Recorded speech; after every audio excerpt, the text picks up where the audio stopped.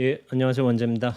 예, 오늘 지금 아침에 어제 저녁부터 눈이 와가지고 한 6cm 정도 온 것 같아요. 오전에 울력을 하고 한 2시간 정도 눈을 쓸었어요. 근데 이제 햇볕이 잘 들어가지고 눈은 금방 녹을 것 같은데 예, 눈을 쓸고 난 뒤에 지금 이번 동안거 때 한 6번째 쓰는 것 같아요. 6일째. 그러니까 6일 차지만은 7일 차 정도 되지만은 한 8번, 9번 정도 쓸었어요. 하루에 2번 쓸 때도 있거든요. 눈이 많이 오게 되면은 그렇게 하고 있는데 약간 노곤하지만은 그래도 영상 작업을 지금 해야 될 것 같아서 해 보도록 하겠습니다. 예, 오늘은 제가 뭘 얘기하려고 하냐면은 특정한 주제가 아니고 선어록이나 이제 어떤 수행 같은 것도 아니고 저의 수행 일기, 수행 일지에 관해서 한번 얘기를 해보려고 해요. 제가 개인적으로 이제 찾아오시는 분들, 그런 분들에게 저희 수행 경험에 관해서 말씀드리는 경우도 있어요. 물론 제가 원재 스님의 스토리텔링 채널을 통해서 다른 데를 통해서도 저희 어떤 수행 경험을 어떤 단계들을 그렇게 언급한 경우가 있어요. 그런데 이제 이걸 처음부터 끝까지 총체적으로 간략하게 간략하게라기보다는 한 번에 이제 설명해 본 적은 없거든요. 그래서 이번에 주제가 마땅히 생각이 나지 않아 가지고 일반적으로 제가 저희 수행 경험 과정들을 한번 여러분들에게 한번 소개시켜 드려도 괜찮겠다는 생각이 들었어요. 근데 이제 제가 항상 말씀드린 건 그거예요. 이 경험이 모두에게 일반적으로 통용되지는 않는다는 거. 저는 그걸 항상 강조하고 있어요. 그리고 제가 가나선을 했고 또 이제 선문 중에 있지만은 이를테면은 성철 스님께서 이제 주장하신 동정이력, 몽중이력, 오매이력에 관한 이런 그런 단계들을 제가 거친 건 아니거든요. 근데 이제 그것에 대한 의견이 사실 분석이 요즘 이제 공부인들 사이에서도 그리고 공부를 가르치는 단체에서도 다양한 의견들이 나오고 있어요. 저도 저만의 이제 제 수행 경험에 빗대어서 그리고 다른 조사 선지식들이 어떤 공부했던 과정들을 살펴보면은 좀 다른 견해를 가지고 있어요. 그러나 이거는 이 자리에서 언급할 만한 내용은 아닌 것 같고 저의 수행 어떤 경험 대학교 때부터 시작해 가지고 지금에 이르기까지 어떤 수행 경험과 단계 어떤 과정들을 거쳤는가 그것들을 한번 이야기해 보도록 하겠습니다. 제가 이제 본격적으로 이제 수행을 접한 거는 사실 대학교 3학년 때예요. 사실 그 전에 불교 수업도 있었고 불교 교리도 보게 되고 뭐 이제 여러 가지 금강경도 공부하게 되고 여러 이제 공부를 해왔어요. 그런데 이제 정작으로 이제 수행을 시작한 거는 대학교 3학년 가을 무렵이에요. 그때 수업 이름이 뭐였냐면은 아 성과 수행 대충 그런 거였어요. 잘 기억은 안 나요. 이제 서명원 신부님 아시는 분들은 아실 거예요. 서강대학교에서 종교학과에서 프랑스인 신부님이세요. 근데 이제 한국 이름으로 바꾸셔가지고 서명원 신부님인데 신부님 수업을 들으면서 처음으로 참선과 삶이다. 참선과 삶이라는 이제 수업을 들으면서 그때 처음으로 정진을 시작하게 됐어요. 정진. 그때 다른 수업도 있었어요. 수녀님 수업도 있었는데 어떤 자신의 정진 계획 과정들을 이렇게 해가지고 좀 페이퍼로 써내는 게 있었거든요. 그래서 제가 그 당시에 수행을 한번 처음 접해보고서 제가 이런 말씀 드렸을 거예요. 이거 뭔가 좀 신기한데 하고서 이제는 공부만 하다가 이렇게 이제 생각하고 공부하고 그러다가 수행이란 걸 처음으로 접해봤는데 이게 좀 뭔가 있는 것 같은 거야. 그래서 집에서 이제 혼자 정진을 하기 시작했어요. 정진을 하기 시작했는데 제가 첫 정진 때 3시간 정도를 앉았어요. 처음에 그냥 방구석에서 이게 면벽하면서 그냥 그때 수시간 했어요. 수시간 1부터 10까지였나? 20까지였나? 1부터 10, 10에서 1, 1에서 10, 10에서 1 이게 되게 단순하거든요. 근데 수시간 되게 좋아요. 수행 정진을 어떤 기초를 닦아가기에는 저는 좋은 거라고 생각하고 있어요. 그래서 제가 수시간을 한 3개월 정도 했던 것 같아요. 2개월 그 정도? 하여튼 수시간을 오래 했는데 그때 처음에 이제 한 3시간을 한 거예요. 그러니까 수행 처음 접해 보니까 이런 확신이 드는 거야. 야, 여기에 뭐 있다. 여기에 분명히 뭐가 있다. 근데 나 아직 모른다. 그러나 내가 이 길을 가면 분명히 뭔가가 이루어진다는 이제 확신이 들었어요. 그래가지고 그렇게 혼자서 정진하다가 아무래도 이제 저 혼자 정진하는 것보다는 수행 여러 단체들이라든지 다른 어떤 선지식을 찾는다든지 도반 뭐 이제 그런 데 속해가지고 정진하는 게 나을 듯 싶었죠. 왜냐하면 저 혼자만 정진하면 제 세계에 제 생각에 갇혀 있을 수가 있어요. 그리고 약간 경계들이 펼쳐진다고 해도 이것을 너무 뻥튀기 해서 그런 사람들 많아요. 뭐가 뻥튀기 해가지고 이거는 뭐 관세음보살이 어쩌고 막 그런 얘기가 있어. 근데 저는 그런 말들을 잘 모르겠으니까 누구한테 한번 들어봐야 되겠다 해가지고 그래서 이제 혼자서 이제 수행 단체를 찾아 나가기 시작했어요. 그때 이제 제가 찾은 데가 여러분들 아시는지 모르겠어요. 법기 선언이었어요. 법기 선언. 이걸 얘기하면은 이제 여러분들 아실지도 모르겠지만 아마 2000년도 초반대인가 그게 KBS에서 다큐멘터리가 나온 적이 있어요. 영원한 대자유인인가? 그게 주축의 인물들은 서울대에서 이제 공부를 하시다가 동시에 97년인가 98년에 동지 출가 5명인가 8명인가 그렇게 한 게 이슈가 된 적이 있어요. 신문에 다 나왔어. 서울대생 더군다나 뭐 행시도 합격하고 뭐 그런 분들께서 뭐 출가를 하셔가지고 5명 이렇게 출가를 한다면 그것도 이슈가 되는 거야. 근데 그분들이 어떻게 사시는가, 지금 이를테면 구주교를 받고 나서 어떤 수행을 하고 계시는가, 그런 걸 한번 촬영해가지고 다큐멘터리 부처님 오신 날 특집으로 나왔어요. 그때 이제 스님들 세 분이 이제 나오셔서 한 적이 있는데 그분들이 당시에 따르던 거사님이 공부의 어떤 지침을 마련해 주신 분이 법기 강정진 거사님이요. 그 강정진 거사님이 서울에 법기 선언이라는 데 열어가지고 그때 이제 법사님으로 스님 한 분이 이제 주말마다 오시면서 법회도 하시고 그런 거예요. 그래서 제가 거기 가서 스님 법문도 듣고 이렇게 하다가 거기서는 어떤 정진을 했냐면은 온마니 반매음을 하루에 3만 번 하라고 해요. 3만 번 하는데 그런데 제가 이제 하루에 대충 한 5시간 정도는 했거든요. 그러니까 온마니 반매음 3만 번 하는데 대충 몇 시간 걸리냐면 그것도 대여섯 시간 걸려요. 그래가지고 어떻게 했냐면은 그렇게 하기로 했죠. 그때는 제가 뭘 했더라? 반야신경을 한 하루에 200독 했던 것 같아. 반야신경. 아니면 신묘장구 되더라니. 그것도 200독 하는데 대여섯 시간 걸린단 말이에요. 그래서 약간 뭐랄까 모범생 기질이 있었어. 약간 뭐랄까 근면해야 된다. 수행도 성실히 꾸준히 해야 된다. 시간 맞춰서 해야 된다. 이걸 반드시 이뤄내야 된다. 그런 생각이 있어가지고 되게 좀 열심히 했어요. 열심히 해가지고 학생이 생각해 보세요. 대학생이 대여섯 시간 따로 잡고서 수행하기가 쉽지가 않아요. 여기 대학생 하셨던 분들은 아시겠지만 대학생들은 놀아야 돼요. 놀고 술 마시고 연애하고 해야 되는데 근데 이제 저는 그렇게 수행에 대한 어떤 확신이 들었기 때문에 이 길을 반드시 해봐야 되겠다. 근데 이거 일단 꾸준히 해봐야 되겠다. 이 습을 익혀야 되겠다. 그런 생각 때문에 제가 어떤 그 온마니 반매음 3만 번, 반야신경, 신묘장구 되더라니 200번 정도 하는데 대여섯 시간을 투자했어요. 근데 이거는 철저히 좌선만은 아니었어요. 좌선은 한 2-3시간 됐었고 또 행선이 한 2-3시간 됐었어요. 이 좌선을 꼭 그렇게 맞추기는 힘들었어요.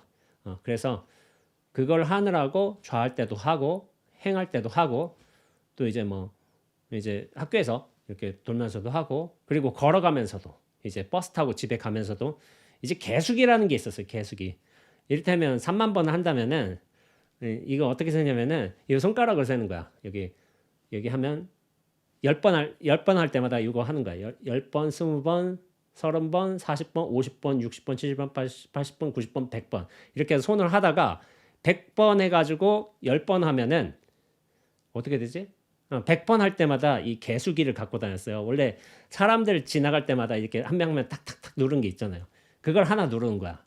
그럼 100번 할 때 한 번 누르고 200번 할 때 2번 누르고 해가지고 그게 결국에는 뭐지? 300번까지 가야지 3만 번이 되는 거예요.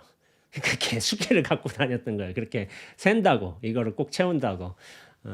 그러니까 지금 생각해 보면은 야 그렇게 참 치열하게 열심히 했구나. 그게 정말로 제대로 된 정진이었겠는가라고 생각할 때는 당연히 아니에요. 지금 생각해 보면. 근데 그런 과정이 없으면은 저는 이런 생각을 해요. 지금의 저는 없어요. 그런 착오 허대, 노력, 애씀. 저게 유의의 자귀의 노력이라고 해도 저런 과정이 있었기에 그런 자귀에서 헛된 노력에서 벗어날 수가 있는 거야. 애쓰지 않으면은 애씀에서 벗어날 수도 없어요. 그러니까 그런 경험은 다 필요해요. 처음부터 애씀에서 벗어난 사람이 있겠어요. 아주 특출난 사람은 가능하겠지. 그러나 저는 그렇게 특출난 사람은 아니었다고 생각하고 있고 좀 괴로워한 사람이었지. 그렇죠. 좀 현실에서 5cm 정도 떨어진 듯한 분리감에 힘들었다 뭐 그렇게 표현을 하는데 예, 그때 고등학교 때 이 일은 시작됐거든요. 한번 뭔가 탁 어긋나면서 제가 현실에서 딱 벗어나 버렸어요. 어떤 의미에서 제 인식 상태가 어떤 존재 상태가. 근데 그거를 탁 벌어졌는데 이게 왜 벌어졌는지 모르겠는 거야. 그러면서 저는 어떻게 보면 현실에 안착하려고 현실에서 적응해서 성공한 삶을 살려고 그렇게 애를 썼는데 삶은 그런 방향성으로 좀 가지는 못했던 것 같아요. 이게 저의 뜻과는 다르게. 근데 이게 사실은 길이었던 거죠. 길. 어떤 의미에서 제가 실패를 많이 경험했는데 제가 예전에 쓴 글이 있어요. 그게 제목이 실패로 들어가는 문이라는 거예요. 실패로 들어가는 문. 우리가 지금까지 얘기할 적에 성공으로 들어가는 문이란 말은 있잖아. 성공이란 것으로 들어갈 수 있는 문. 그런데 실패로 들어가는 문이란 말은 없어요. 그러니까 성공은 문이야. 진취적인 거, 확장되는 거, 그건 문이야. 그런데 실패는 어떤 덫이나 어떤 감옥이나 어떤 나락이나 이런 걸로 표현되지 그것을 문으로 생각하지는 않는 거야. 근데 제가 돌이켜 보면은 나중에 이제 출가한 뒤에 정진하면서 알았지만 실패가 문이었구나. 이 길로 들어오기 위한 그런 이제 다양한 좌절, 실패들을 경험했는데 그런 것들이 결국에 이 진리의 세계로 들어오게끔 하기 위한 동인들, 문이 되지 않았나 그런 생각이 들어요.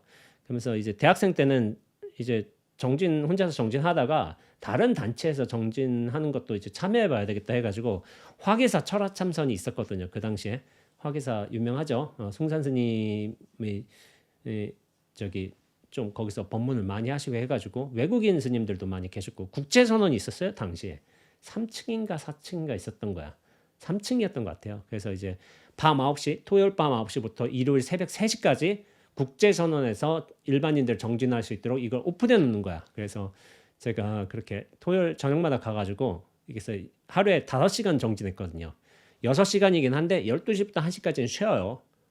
그 쉬는 시간이고 1시부터 또 3시까지 정진하는데 근데 이제 제가 그때 이미 출가를 결심해가지고 난 이 좌선을 몸에 익혀야 되겠다 그 생각을 했던 거예요. 그래서 거기서 꾸준히 다녔어요. 1년 반 정도. 그렇죠. 제가 대학교 졸업하고 세계일주가 아니라 인도 혼자서 성지순례 갔다 왔거든요. 12월 26일 날 다녀왔어요. 그때부터 한 달 동안 다녀오고 난 뒤에 이제 설날 세배 마치고 이제 출가를 했지만은 그렇게 1년 반 정도 거기서 정진했어요. 꾸준히. 그러니까 좀 남다른 노력을 많이 했죠. 그렇게 해서 새벽 3시에 마치면 버스가 없어. 버스가 없으면은 그 2층인가가 스님들 바로 공양하는 방인 거예요. 근데 거기에 약간 불이 들어왔어요.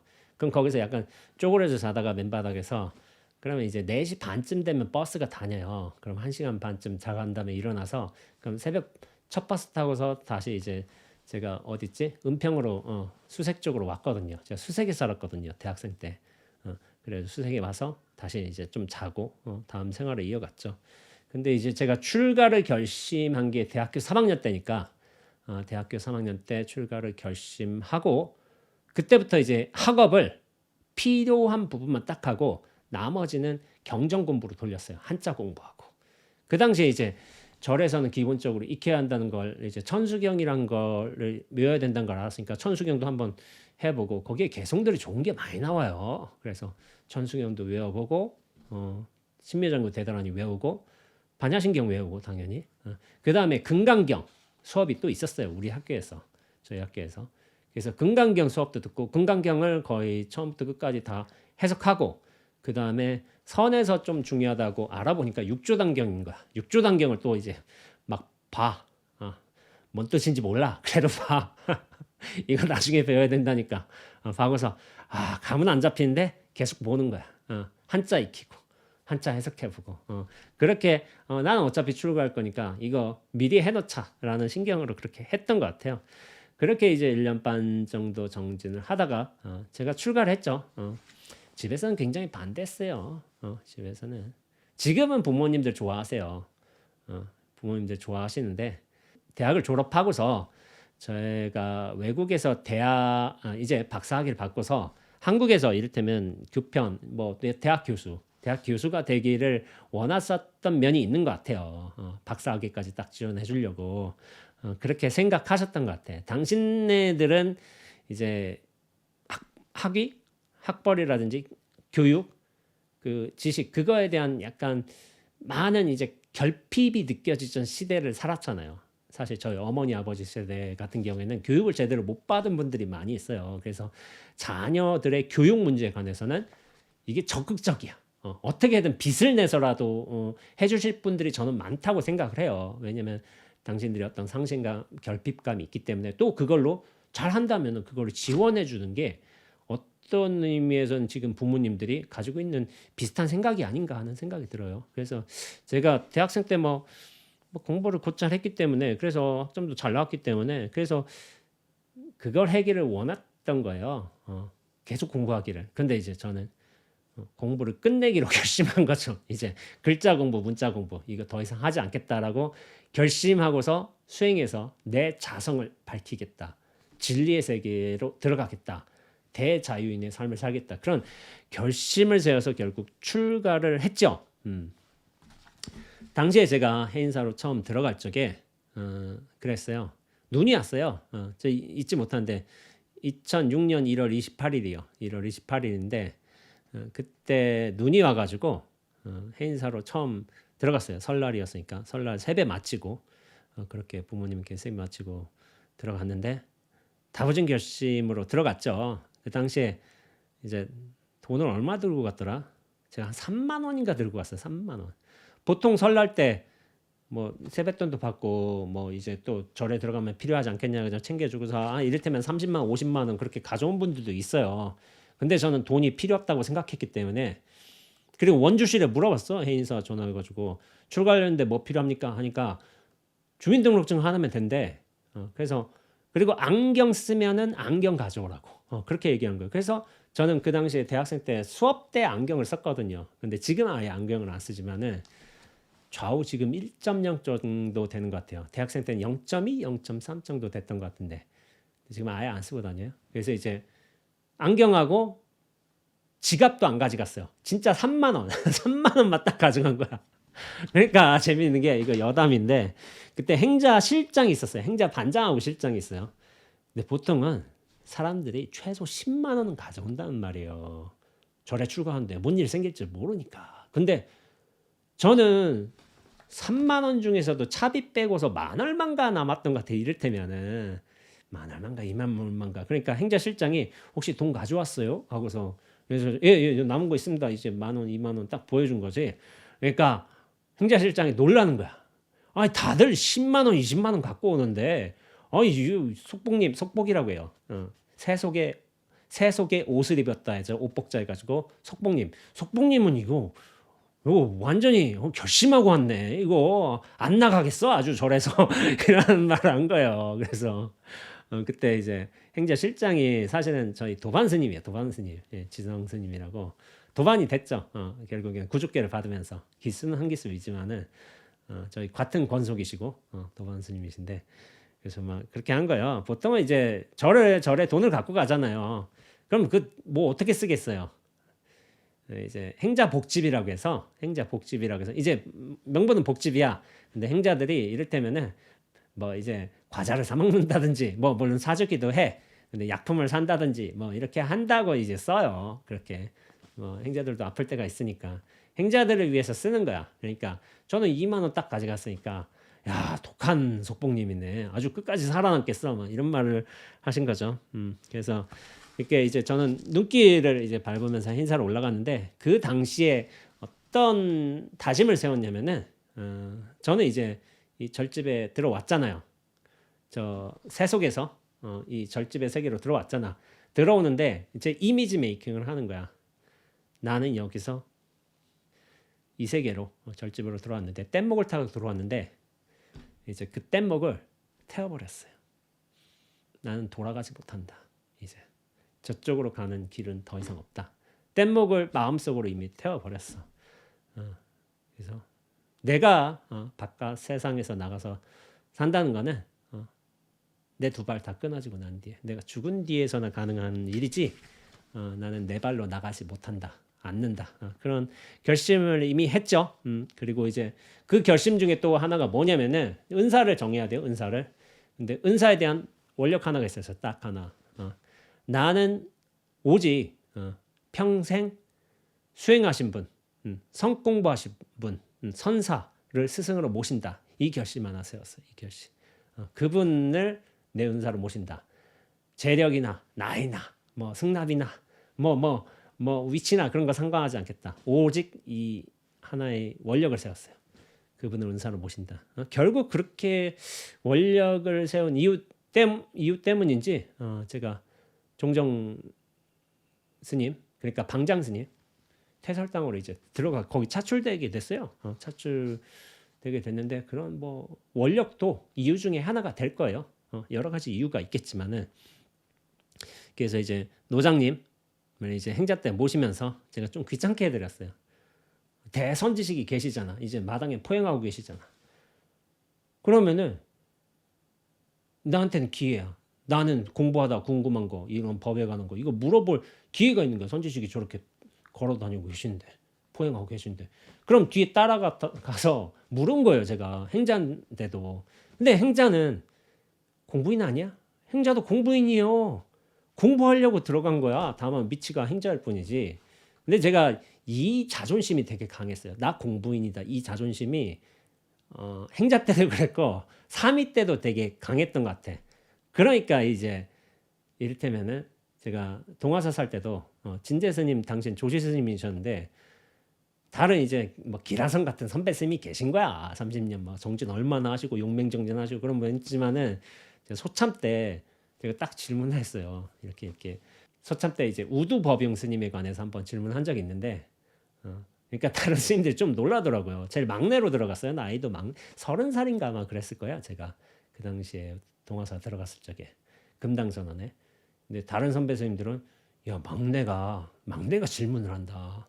그리고 제가 법다운 질문을 했거든요. 그냥 일반적인 질문이 아니라 수행이 어떻게 됩니까? 그런 게 아니라 우두법용 선사의 어떤 견처와 스님들의 살림살이에 관해서 질문을 했어요. 그러니까 좀 스님들이 좀 깜짝 놀라시더라고요.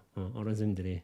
근데 저는 제가 공부인이라는 생각이 있었고 위치에 관계없이 나이에 관계없이 이런 자리가 법석이 펼쳐지면은 법에 관해서 질문해야 되는 게 맞는 거예요. 나는 막내니까 스님들 시봉이나 잘해야지. 아니요. 나 공부인이요. 공부인. 나 공부하러 들어갔지 막내로 들어간 거 아니에요. 다만 위치, 역할은 막내기 때문에 다각이기 때문에 그 역할을 충실히 해낼 뿐이지 공부의 분상에서는 여기는 절대 평등한 세계예요.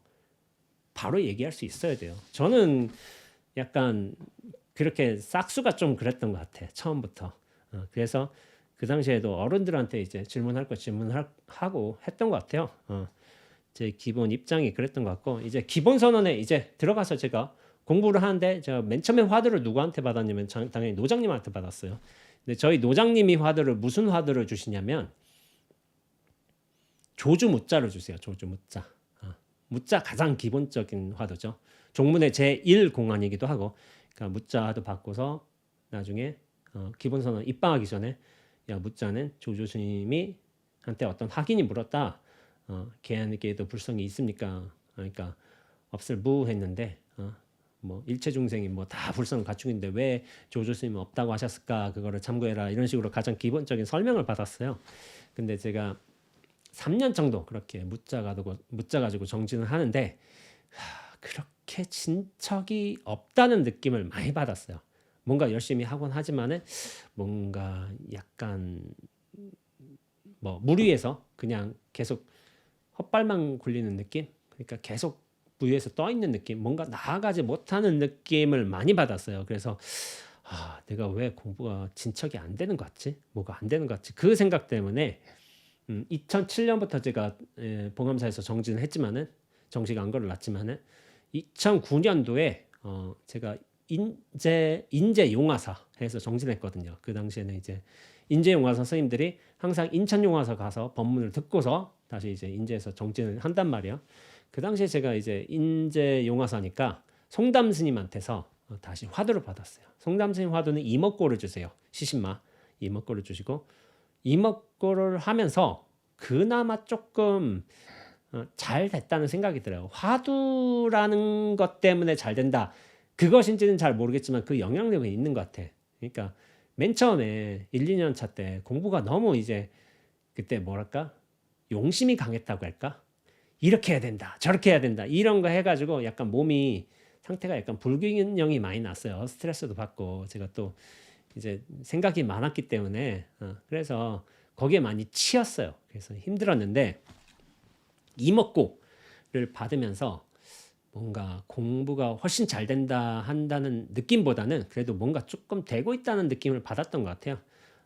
근데 이먹고란 걸 제가 얘기했지만은 이는 우리가 맨 처음에 공부할 때는 이를 어떤 특정한 대상을 잡으려고 해. 이 생각이 무엇이고 이 행동이 무엇이고 이 존재가 무엇이고 이러면 이 감정 느낌이 무엇이고 이렇게 하려고 하는데 대상이 있어. 근데 사실은 이는 대상이 없는 이여야 돼요. 대상이 없는 이. 그냥 이여야 돼. 소리 이 먹고. 그거를 어떻게 해석하냐면은 이 소리 내는 이놈은 무엇인고 라는 걸로 이제 치환하는 경우도 있어요. 연불자 시수가 그렇죠. 이게 좀 연불하는 이놈이 무엇인고 그렇게 할 수도 있고 저희 노장님이 처음에 소시적에 드셨다는 타사시구자 무엇이 이 송장을 끌고 다니는 거 이것도 이먹고의 확장형이요.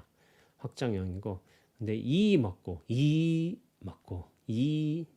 특정 대상 없이 소리로서 혹은 그 자체로서 혹은 전체로서의 이로 확장된다면 이먹고를 잘하는 거야. 근데 이게 잘하기가 쉽지가 않아요. 사람은 습성상 뭐로 규정하고 싶어 해. 여기로 한정지고 싶어 하고. 근데 그 한정이 없다 보니까 이먹고가 잡기가 힘든 거예요. 그래서 제가 이제 기본선언 다니면서 이제 정진을 마쳤죠. 이제 4년 동안 이제 파란 걸로 마쳤어요. 파란 걸로 마쳤는데 그런데 제가 이제 파란 걸로 마치면서도 특별하게 내가 공부가 이렇게 됐다. 무엇이 확연하다.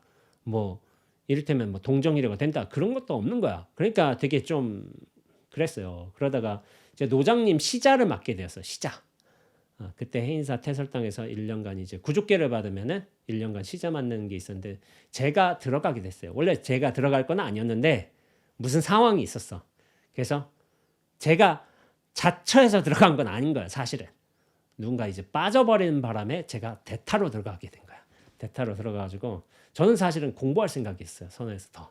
그런 열의가 강했으니까. 근데 이제 시자가 빠지다 보니까 제가 시자로 들어가게 된 거야. 그래가지고 노장님 모시면서 이렇게 공부를 했죠. 근데 이제 공부를 하면서도 그런 게 있었어. 선호에서 빨리 정진하고 싶다. 그런 생각이 있었어요. 근데 이제 그런 한편으로 뭐가 있었냐면은 공부가 약간 정체돼 있으니까 이 정체를 어떻게 풀까 하다가 공부가 안 된 것도 있었고 하니까 한번 분위기를 한번 세신해 봐야 되겠다. 지금 이때. 그래서 시자를 마친 다음 제가 이제 그때 4월 달인가 마쳤을 거예요. 근데 이제 한거 들고 9월에 2012년 9월에 제가 세계일주를 가야 되겠다. 그런 결심을 한 거예요. 결심을 해가지고 2년 동안 25개월 동안 제가 세계일주를 갔죠. 공부가 잘 돼서 간 건 아니고 공부가 안 돼서 약간 도피성, 회피성으로 간 거예요. 그렇게 갔는데 고생을 했죠. 여러 가지로. 뭐 저의 세계일주 책 뭐 지금 2권인데 이런 거 보시면은 제가 세계일주 하면서 어떤 고생을 했는지가 알게 돼요. 알게 되는데 제가 지금 뭐야 반페이지도 안 했는데 너무 많이 얘기한다고 지금 4장 준비해 놨는데 거의 뭐 30분 가까이 지나고 있어요. 그래서 제가 세계일주 하면서 결국 마지막에 사실은 이 공부가 어느 정도 사실은 익은 다음에 사실 쓴 거예요. 이 책을.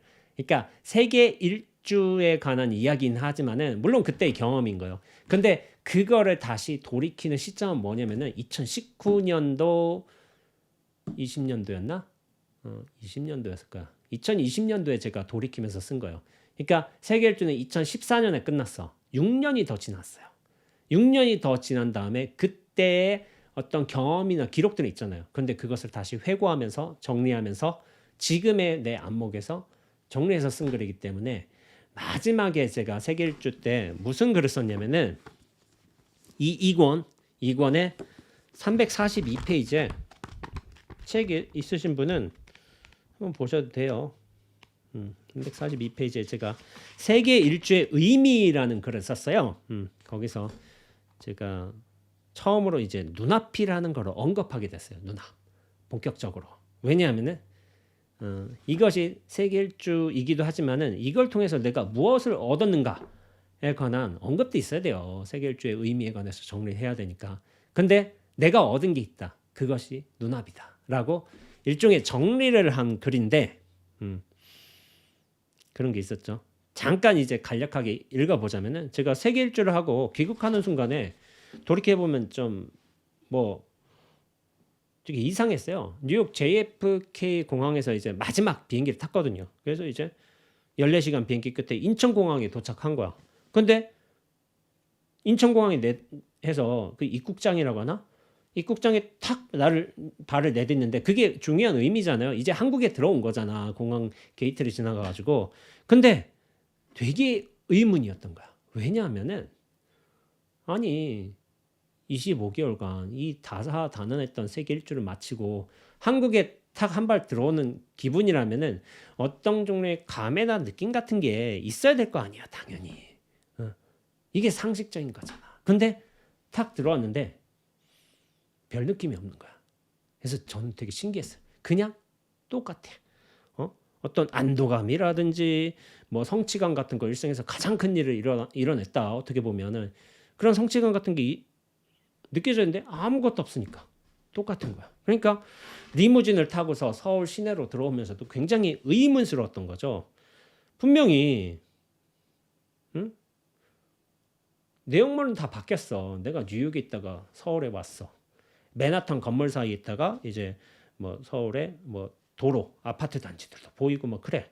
그러면서 주변에서 뉴욕에서는 영어가 쓰였죠. 영어 듣다가 지금은 한국말이 들려. 근데 다 바뀌었는데 그 모든 내용물들이 다 바뀌었는데 뭐가 안 바뀌었어? 뭐지? 뭐가 안 바뀌었지? 이 안 바뀐 것 때문에 그 느낌이 있었는데 이걸 못 찾겠는 거야. 이거를. 뭐가 안 바뀌었지? 뭐가? 이게 분명히 내가 뭔가 바뀌어야 되는데 느낌 생각도 다 바뀌었는데 무언가 안 바뀌었는데 그것 때문에 내 느낌이 생겨나지 않는다. 안도감, 성취감, 뿌듯함 이런 게 생겨나지 않는다. 이런 결론에 이른 거예요. 근데 이거를 나중에 몇 년 뒤에 회고했을 적에 안 바뀐 게 있었다. 그건 눈앞이었다. 라고 얘기를 한 거예요. 근데 이 안 바뀐 눈앞을 찾기 위해서 제가 며칠간 되게 이상했던 거예요. 뭐지? 이 평온함은? 이 안 바뀌는 평온함, 안정감은 뭐지? 무슨 일을 했다고 해서 생기는 게 아닌 거예요. 애초부터 그 일이 없어도 있었던 거야. 그래서 제가 이런 얘기를 했죠. 그러다 충분한 시간이 흘러서 이 인연이 익어갔을 무렵 저는 바뀌지 않은 그 무언가를 찾아낼 수 있었습니다. 그것은 찾을 수도 떠날 수도 없으며 얻을 수도 그렇다고 버릴 수도 없는 것이었습니다. 그것은 바로 눈앞이었습니다. 눈앞은 이미 오래전부터 찾아와 있었건만 눈으로도 볼 수 없고 앞도 뒤도 없고 말이나 생각으로도 가닿지 못하기에 오히려 만나기가 힘든 것이었습니다. 이미 만났음에도 말입니다. 이후 저는 눈앞으로 살았습니다. 눈앞으로 살아가며 여러 인연에 익숙해지느라 눈앞에 펼쳐진 삶의 일들을 온전하고도 분명하게 다져가느라 이런 수행을 한답시고 약간은 더디게 세계 일주책을 출간하게 되었습니다. 라고 이제 정리를 했어요. 그런데 여기서 좀 이제 솔직하게 말씀드려보자면은 제가 이렇게 눈앞을 인식하게 되었다. 눈앞을 얻었습니다. 이것은 사실은 6년 뒤에 회고해서 이렇게 다시 정리된 내용인 거지. 눈앞이라는 감지가 이 감지가 일어난 것은 사실은 세계 일주를 통한 경험만은 아니었어요. 그 전부터 사실은 있었어요. 있었는데 이것이 좀 더 이제 분명해진 시점이기도 한 거예요. 어떻게 보면. 근데 나중에 제가 좀 이따 얘기를 하겠지만 그것이 송광사에서 정진하면서 더 밀도로 높여가는 거야. 계속 분명해지고 있어. 그런 과정이 펼쳐졌어요. 그러니까 세계 일주를 끝나면서 눈앞이 감지된 건 아니야. 사실대로 말하자면 그 전에도 있었어. 그러나 어떤 세계 일주의 의미를 정리하는 과정에서 분명히 이것이 밀도를 높여가는 과정이 있었기 때문에 이렇게 정리를 해도 되겠다 싶어가지고 세계 일주의 의미, 그래서 제가 눈앞을 최종에 그래서 그렇게 언급한 것이기도 해요. 그래서 전체로 확장되는 듯한 눈앞으로 펼쳐지는 듯한 여기로 확 밀도가 높여가는 과정이 출가 전에도 사실은 있었어요. 출가 전에도. 근데 제가 돌이켜 보면 밀도가 많이 떨어졌구나. 근데 이제 아마 이 정진 많이 이 경험들이 많이 있을 거예요. 뭐 초견이라 하기도 하고, 뭐 성품을 보는 거 그렇게 표현하기도 하고, 일별한다 하기도 하고 여러 표현법들이 있는데 이것이 밀도가 약하든 강하든 시간이 짧든 길든 아니면 깊숙이 들어가든 얕게 들어가든 사실은 많은 분들이 있어요. 근데 대부분의 특징이 뭐냐면은 이것이 한정적인 시간과 경험, 느낌의 상태로 왔다가 종국에 인연이 닿으면 사라진다는 거예요. 이것을 저는 이제 어떻게 보면 10대 때부터 현실에서 5cm 정도 분리되는 시점부터 줄곧 있어 왔던 일인 거야. 그러니까 저는 이걸 어떻게 해석하냐면은 시그널이라고 해석해요. 시그널. 자성이, 진여가 야, 네가 알고 있는 현실 세계 인식, 그런 너의 존재감, 실체가 그것만이 전부가 아니라 딴 게 있어라고 탁탁 이제 신호를 보내는 거야. 여기 이렇게 저렇게. 그 저는 시그널이라고 불러요. 너가 믿고 있는 게, 너가 존재하고 있는 게 그것만이 전부인 건 아니야 하고 시그널을 보내고 있는데 내가 원하지 않아도 그런 게 오는 사람한테는. 근데 그걸 거부할 수도 있어. 어떤 사람들은 나 현실 생활에서 잘 살고 싶고 성공하고 싶고 그렇게 되고 싶은데 그러나 이건 어떤 의미에서 막을 수가 없는 것 같아요. 그래서 제가 정진하다가도 이를테면 이 전체성으로 눈앞으로 확대되는 과정이 수없이 생겨요. 보통은 뭐 반나절 몇 시간, 하루 이틀, 일주일 이렇게 하다가 대부분 끊겨요. 다. 대부분 수행자들이 그걸 또 찾으려고 해. 사실 그게 또 안 돼. 사실 마음을 내려놔야지 그렇게 눈앞으로 틈틈이 벌어진 일들이 계속 반복이 돼. 반복이. 이를테면 제가 직지사에서 정진할 적에 이렇게 눈앞으로 확 확장이 되는 듯한 며칠들이 있었는데 그러면은 이런 거야. 아마 느껴보신 분들은 느껴보셨을 거예요. 저 황악산이 있어. 되게 큰 산이에요. 근데 어떻게 되냐면은 황악산을 보면서 야, 저거 손으로 이렇게 돌돌돌 말아가지고 여기다 세워가지고 손가락으로 한번 탁 튕겨버리고 싶다. 이런 생각을 하는 거야. 그럼 저 우주로 날아가겠지? 이렇게 탁 해가지고. 그러니까 그런 걸 이제 황학산을 이렇게 접어서 이렇게 탁 튕겨놔야겠다. 그런 느낌이 들 때도 있어요. 근데 이런 비슷한 경험들을 다 해봐요. 저희 노장님 같은 경우도 가장 높은 곳에 이제 숨으려고 했는데 수미산 수미산이 내 뭐라더라? 발 아래서 발꿈치 아래서 조그마해진 거야. 콩알만해진 거. 그거를 제가 다음에 혼자 한번 할 생각이 있지만은 전체성으로 확대가 되면은 몸과 생각, 마음 여기에 갇혀 있지 않아. 눈앞으로 확 확장이 되는 거예요.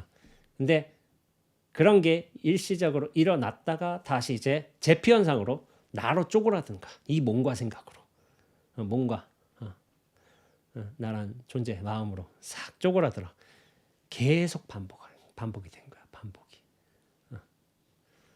제가 그런 말씀 드려요. 그런 경험들을 해본 분들이 있어. 그런 거를 명징하게 한번 체험해 보는 분들 찾아오세요.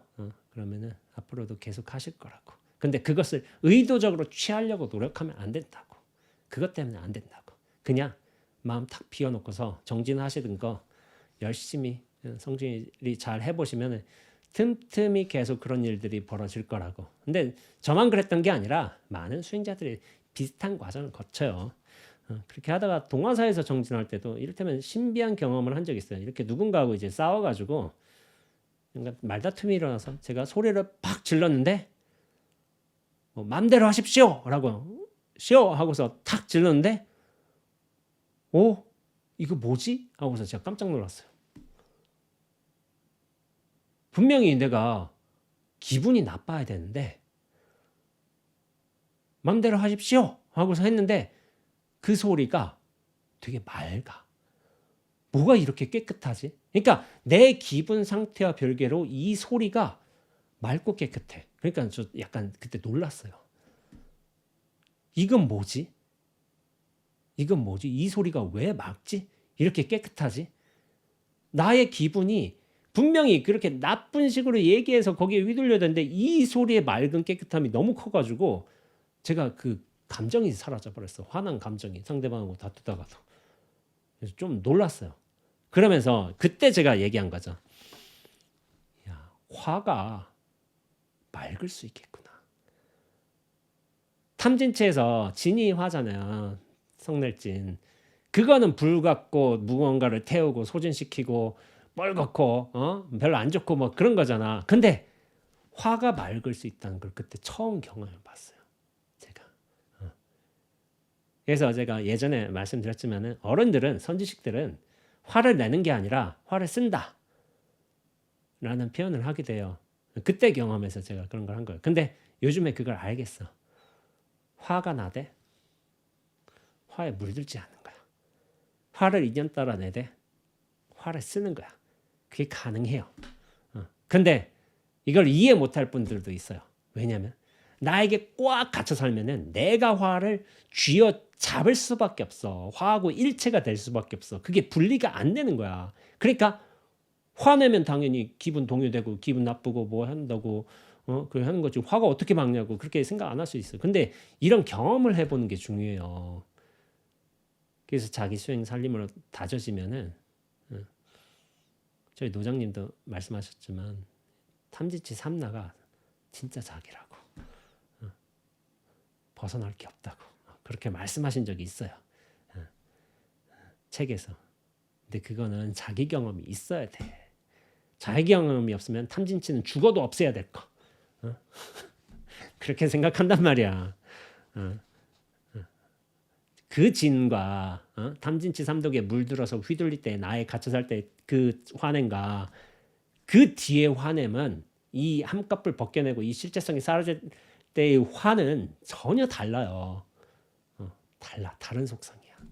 근데 내가 갇혀 산다면은 내가 실제성에서 빠져 산다면은 그게 똑같이 보일 수가 있어. 왜냐면 내 인식 수준대로 보이니까.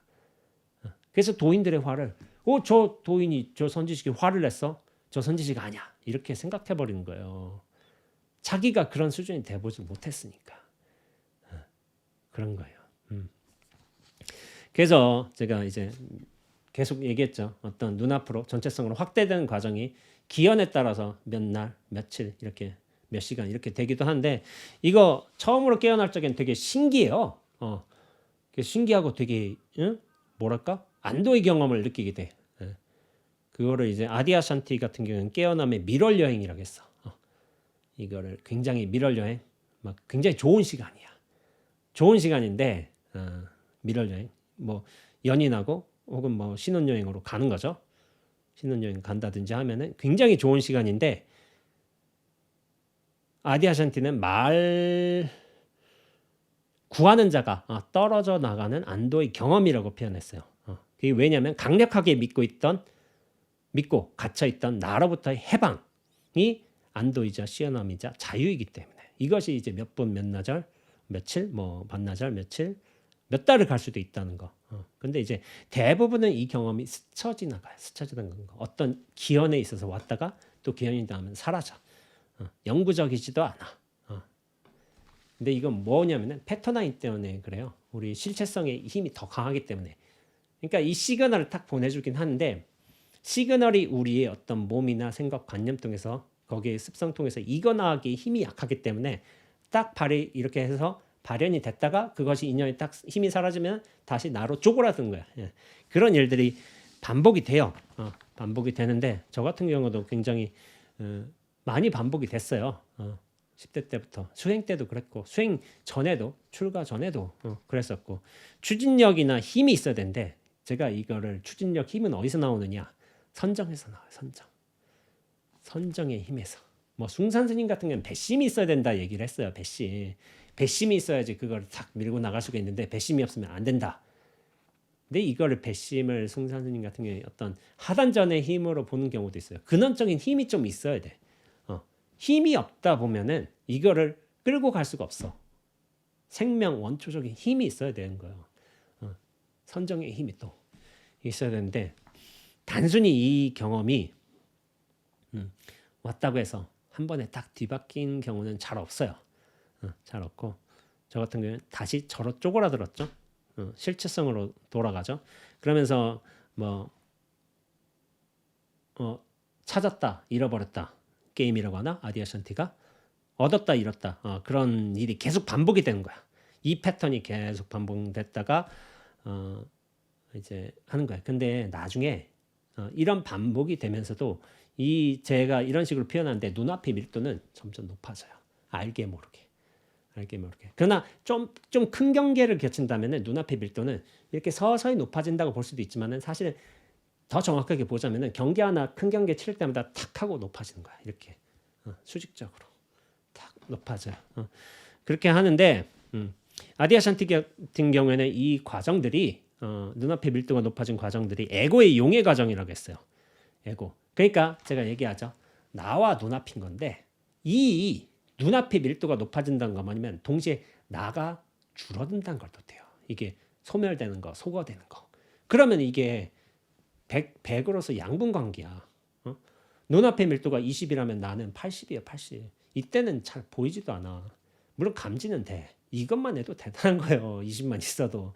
근데 이게 점점 이제 비율 관계를 맞춰 가다가 나중에 이렇게 탁 역전이 일어나요. 역전이 일어나고 그렇게 한번 쭉쭉쭉 바뀌기도 해. 그러니까 에고가 용해되는 과정이 일어나면서 6년이 지나면서 아디아샨티가 25살 땐가 이 처음으로 경험을 했어. 처음으로 성품을 일별했죠. 6년이 지나서 더 깊은 깨달음의 상태에 들어간 거예요.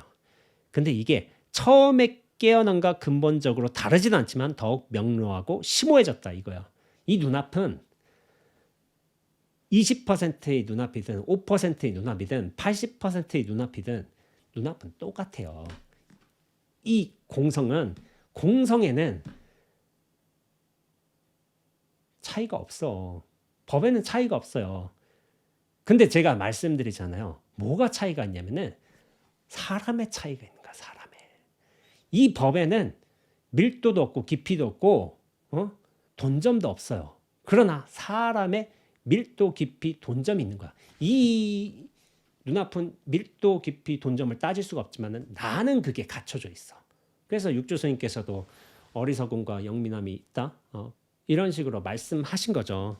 그래서 이것이 나란 것의 밀도가 낮아지는 과정이 동시에 이제 눈앞의 밀도가 높아지는 과정인데 그런 것들의 과정을 거치면서 완전히 깨어난다면 아디아샨티가 말하기는 의문이 생기지 않는다라고 얘기를 해요.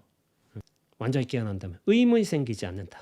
그러면 의문이 생기지 않는다면 질문이 멈춰지면 스스로 답이 된다. 이런 게 또 결론이 나올 수가 있죠. 스스로 답이 되면은 추구가 사라져요. 또 나라는 존재가 있어야지 무언가를 실체감을 있기 때문에 다른 대상이나 어떤 욕망들을 취하면서 실체감을 계속 견고하게 마련해 갈 수가 있는데 그게 탁 꺾이는 거야. 완전하게. 질문이 멈춰지면 스스로 답이 된다도 그렇죠. 나란 존재가 있으면은 질문도 내가 해. 답도 내가 구해. 그렇지만은 나란 존재가 확 실제성이 꺾여버린다면은 그 질문이 사라지는 거야. 질문이. 아디아샨티만처럼 의문이 사라지면은 그러면은 나의 어떤 의도성, 욕망과 관계없이 개체, 경계, 현상, 세계, 사람 대상 그 모두가 살아나게 됐어. 그 존재의 인연법으로서. 그러니까 스스로 답이 된다. 제가 그런 식으로 얘기하는 거죠. 스스로 답이 되면 뭐가 높아지냐면은 명료함, 눈앞의 명료함이 엄청 높아져요. 그 다음에 눈앞으로서 그 완전하게 자리를 잡기 때문에 안도감이 높아져요. 근데 그건 나의 안도감이 아닌 거야. 눈앞의 안도감인 거야. 안도감의 한 형태로서 들어가는 게 나인 거지. 어떻게 보면 눈앞에 나인 거예요. 내가 눈앞을 보는 게 아니라 눈앞에 나. 그러니까 이 전환이 이루어지는 거예요. 나에서 눈앞으로 확연하게 전환이 이루어진다면은 사실은 훨씬 깊은 깨달음에 아디아샨티 말처럼 더 깊은 깨달음에 들어가는 거예요. 그러니까 눈앞의 밀도가 계속 높아지는 거예요. 그래서 저는 눈앞이라고 말씀드리는 건데 이 눈앞이라는 밀도가 높아지게 된 거는 이제 제가 세계 일주를 다녀오고 나서 2014년도 송광사 동안거 때였어요. 수선사에서 제가 지냈는데 그때 좀 변화의 조짐들이 좀 나타났던 거야. 뭐냐면은 이게 되게 단순해요. 스님들하고 차를 마셔. 차 따르잖아. 차 따르는 게 보여. 그리고 차 따르는 게 들려. 그 소리가. 차 맛이 느껴져. 잔의 촉감이 느껴져. 이게 뭐지? 계속 이 상태가 반복이 되는 거야. 이게 동안거 때. 그러니까 예전에는 제가 송광사에서 안건할 적에 좀 마음이 좀 편해졌다고 했어요. 좀 더 편해졌구나. 훨씬 쉬워졌구나. 되게 세계 일주 한 다음에 몸도 안 만들어졌고 하니까 안거 좀 한 번쯤 쉬어야 되지 않을까라고 했는데 저 수도함에서 조석으로 정진해 보니까 앉을 수 있을 것 같아. 그래서 바로 안거 들어가고 되겠다 해가지고 그 당시에 이제 전화를 걸어가지고 송광사 어른 스님께 전화해서 방부 허락을 받았어요. 그래서 차가 보여, 소리가 들려, 맛이 느껴져, 촉감 이게 다 생생해지는 거야. 생생해지는 거. 그때 사실 눈앞의 밀도가 높아졌다는 거를 나중에 알게 됐어요. 나중에. 근데 제가 여기서 한번 공포에 관한 경험을 말씀드려 볼게요. 송광사가 좀 그랬기도 한데 제가 수행하다가 정진하다가 공포를 2번 느낀 적이 있어요. 공포가 일반적인 공포가 아니었던 거야. 그게 왜 일반적인 공포가 아니냐면은 일반적인 공포는 대상이 있잖아요. 상황이 있잖아요. 이를테면 뭐 공포 영화를 본다든지 뭐 길 지나가다가 뭐 노끈을 봐가지고 어이 뱀인가 해가지고 공포 이게 상황이 있잖아. 상황이 대상도 있고 내 감각도 있고. 근데 제가 왜 일반적인 공포가 아니라고 하냐면은 제가 공포가 심히 온다면은 저는 그걸 반드시 찾아내요. 이게 어디서 왔는가 찾아낼 수 있어 대부분은. 근데 제 인생에 2번의 공포가 왔는데 이게 왜 그랬냐면은 못 찾겠는 거야. 어디서 왔는지. 근데 이걸 제가 심정적으로 한번 비유를 해볼게요. 어떤 느낌의 공포였냐면은 예전에 바다 심해서 지진이 난다는 말 있잖아요. 지진이 난다면 지층이 이렇게 있다가 탁 어긋나는 거야. 탁 어긋나면 그게 어긋나는 게 이를테면 5cm밖에 안 돼. 근데 뭐 10km 뭐 이런 데서 지진이 난다면 그 5cm가 표면에 온다면은 뭐 10, 20m, 30m 되는 거예요. 이게 얕은 깊은 데서는 5cm밖에 안 났지만 1cm밖에 안 났지만은 저 표면으로 올수록 그게 2, 30m 탁 돼버려서 해일이 일어나는 거죠. 쓰나미가 일어나고. 그런데 뭔가 알 수 없는 곳에서 마음의 깊은 곳에서 지각이 뭔가 탁 움직이면서 뭐가 탁 어그러졌어. 이게 못 찾겠는 거야. 이게 원인을 못 찾겠어. 경계도 없어. 대상도 없어. 근데 이게 뭐 탁 어그러졌어. 그걸 느꼈어요.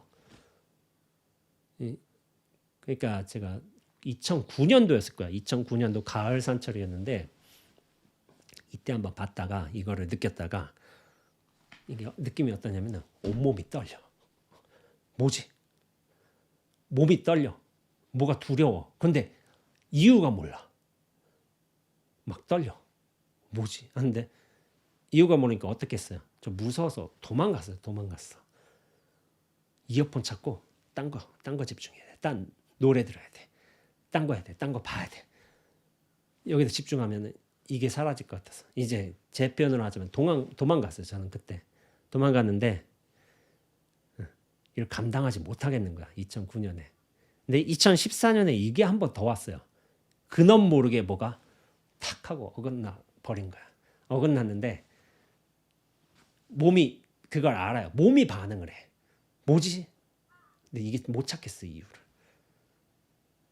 그러니까 제가 어떻게 했냐면은 5시 방선하고 난 뒤였어요. 새벽 5시 정지나서 방선하고 난 뒤에 좀 피곤해서 누워 있다가 이게 탁 온 거야.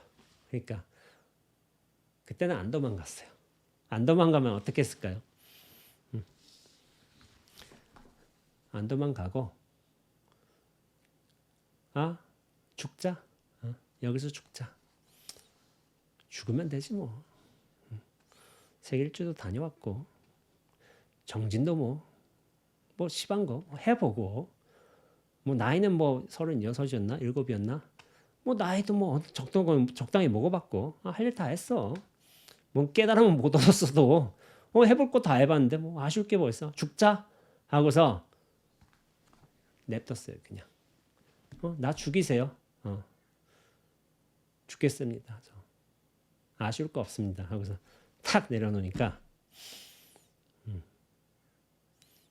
몸에서 뭐 전기가 통한다고 해나 발끝부터 머리끝까지 쫙 연결이 되면서 뭐 말하자면은 이게 기의 어떤 흐름과 관련이 있을 거예요. 제가 구체적으로 찾아보지 않아서 그런데 탁 열리면서 손끝까지 온몸이 막 전류가 통하듯이 아마 기로 아마 해석할 거예요.